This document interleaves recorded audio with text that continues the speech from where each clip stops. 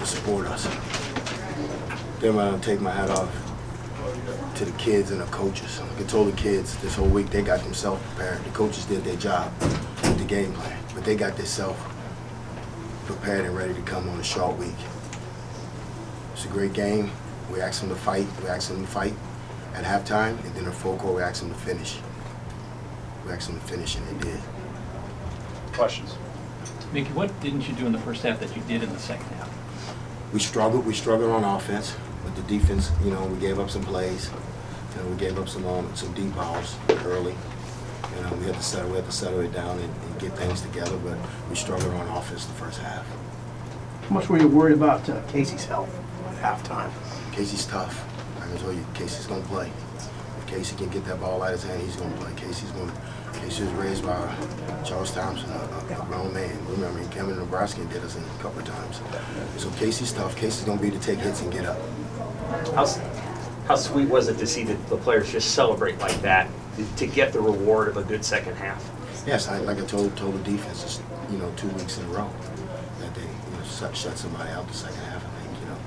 But so you're happy for them. You're happy for them. Like I said, they've been beat up for a long time, and now they're feeling the pressure that they know how to win. And like I said, they prepared themselves during the week. They got themselves ready to work. We only had one week, one day when we put pads on and we hit. One day, everything else was helmets and spiders. But they played to the full quarter, and they were the most physical team. What's Quentin's status, and then what can you say about Malcolm and Brandon, the way they played in the second half? You know what? Next man up. Next man up. We talked to him about that. If you're a backup, you got to prepare like you're a starter. So you take your hat off to Bam and you take your hat off to Malcolm. You know, because Malcolm started, but he struggled. We took him out for a couple of plays. But Q, I'm gonna have to talk to Mark and see, you know, what's instead of Q's injury. Oh, Q's hurt? Q's hurt? He's a little banged up. I think it was a groin, so that's why he was out.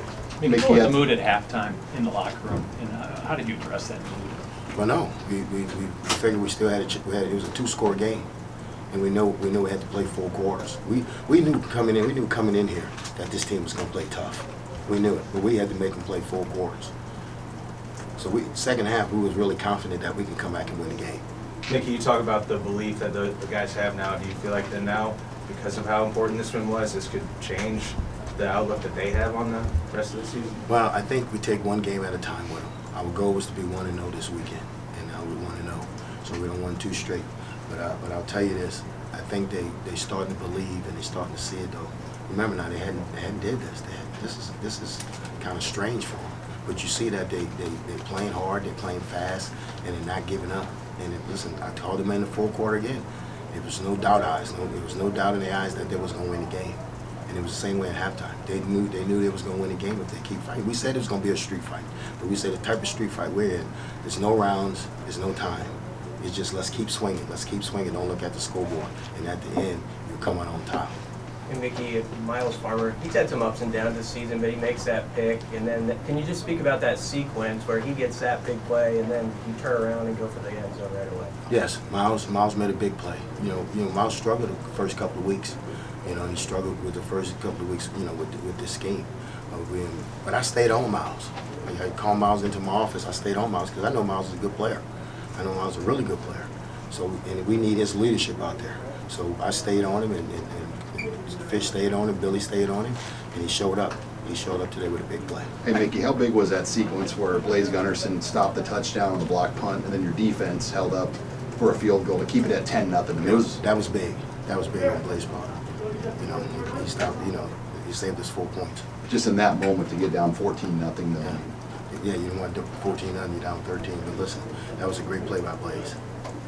I know you trust Coach Whipple to kind of run the offense and call the plays. Was there a moment in there where you said, are you passing it too much, or that 4th down where you guys went empty? Were there any moments like that in the second half? No, I'm going to let Whipple call his game. I mean, Whipple's a veteran. You know, he's been doing this a long time. And what you don't do, you don't question guys. You know, because he had to get him back on track. So I had to let Whipple call his game. I had to do it. Well, that 4th and 1 that Sam was talking about, what went into that decision, that first in the third quarter that you guys didn't have is the empty set. Can you just explain what maybe Whipple was talking about, why he called that play? Because we thought we was getting the coverage that for that play. We thought we was going to get that coverage, and we did. Just didn't execute. Yeah, getting back to the Farmer interception, and the next play you throw to Trey.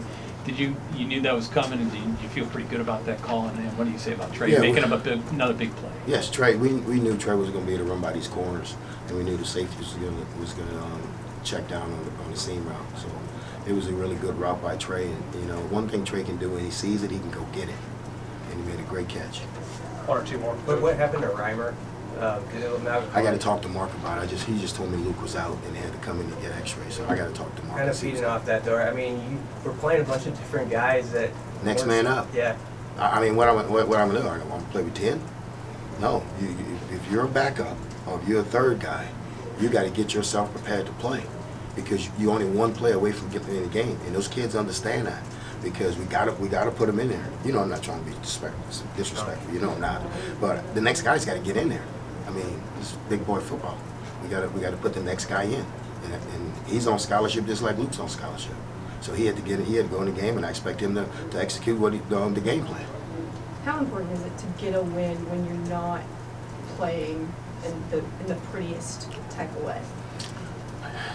I mean, it's a great win because we haven't had many. We don't won 2 straight. We won a road game. So this is big. This is good for the kids and good for the coaches. Like I said, this thing's bigger than me, but it's those coaches and those players that's really that's digging it in. You sense they were slowing you guys down on offense? We struggled in the first half. They did. I mean, Rutgers, that they were kind of slowing the tempo with. They slowed us down. But Rutgers is a good defense. They until last week, until the week Ohio State, they was top in the country.